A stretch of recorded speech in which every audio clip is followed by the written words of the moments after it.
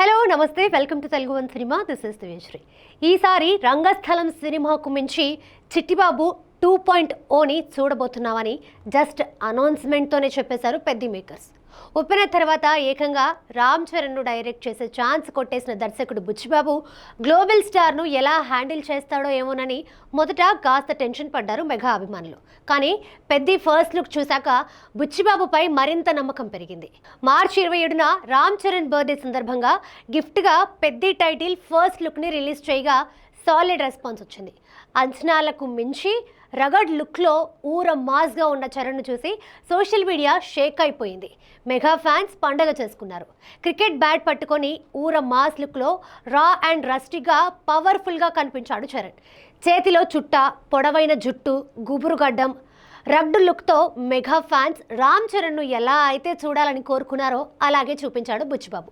దీంతో ఇమీడియట్గా పెద్ద గ్లిమ్స్ కావాలంటూ డిమాండ్ చేశారు. అందుకే ఎక్కువ టైం తీసుకోకుండా శ్రీరామనవమికి పెద్ద ఫస్ట్ షాట్ అంటూ ఒక గ్లిమ్స్ రిలీజ్ చేశారు. ఇక ఇది చూశాక సినిమాపై అంచనాలు పీక్స్కి వెళ్ళిపోయాయి. ఒక్క మాటలో చెప్పాలంటే పెద్ద ఫస్ట్ షాట్ అరాచకం అనే చెప్పాలి. ఫస్ట్ బాల్కే 6 కొట్టేశాడు పెద్ది. చరణ్ లుక్, ఆ స్వాగ్, ఆ షాట్ సినిమాపై అంచనాలను ఆకాశాన్ని అంటేలా చేసింది. అంతేకాదు విడుదలైన నిమిషాల్లోనే యూట్యూబ్లో ట్రెండింగ్లో నిలిచి 24 గంటల్లోపే 30 మిలియన్లకు పైగా వ్యూస్ని సొంతం చేసుకొని టాలీవుడ్ టాప్ ప్లేస్లో నిలిచింది పెద్ది ఫస్ట్ షాట్.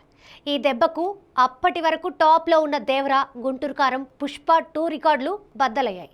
ఈ గ్లిమ్స్ను ఏఆర్ రెహమాన్ మ్యూజిక్ నెక్స్ట్ లెవెల్కి తీసుకువెళ్ళింది. ఈసారి ఐపీఎల్ సీజన్లో పెద్ది చేసిన రచ్చ అంతా ఇంత కాదు. చరణ్ కొట్టిన ఫస్ట్ షాట్ను రీక్రియేట్ చేస్తూ ఢిల్లీ క్యాపిటల్స్ ఒక స్పెషల్ వీడియో కూడా చేసింది. ఇది ఇటు సినిమా అభిమానులతో పాటు క్రికెట్ ఫ్యాన్స్ను విపరీతంగా ఆకట్టుకుంది. మొత్తంగా పెద్ద ఫస్ట్ షాట్ పాన్ ఇండియా లెవెల్లో రీసౌండ్ వచ్చేలా చేసింది. ప్రస్తుతం ఈ సినిమా షూటింగ్ జెట్ స్పీడ్లో జరుగుతోంది. విలేజ్ స్పోర్ట్స్ బ్యాక్డ్రాప్లో తెరకెక్కుతున్న ఈ మూవీలో జాన్వీ కపూర్ హీరోయిన్గా నటిస్తుండగా Kannada star Shivaraj Kumar key role play చేస్తున్నారు.